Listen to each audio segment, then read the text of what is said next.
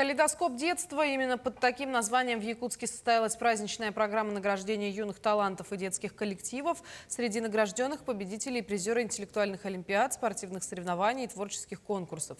Помимо этого развернулась выставка, на которой представили уникальные находки со времен Великой Отечественной войны, а также кубки и медали лучших юношеских организаций. Более того, специалисты провели мастер-классы по оказанию первой помощи и изготовлению различных изделий, в том числе традиционной одежды. Мероприятие посвятили закрытию года детства и передаче эстафеты году защитника Родины в Якутии. Я очень рада этой награде. Было немного неожиданно ее получить на самом деле. Музыкой я занимаюсь долго. Получается, с первого класса я занималась на разных инструментах. Там фортепиано, скрипка. Потом уже с третьего класса я перешла на домбру. Пришла в оркестр народных инструментов.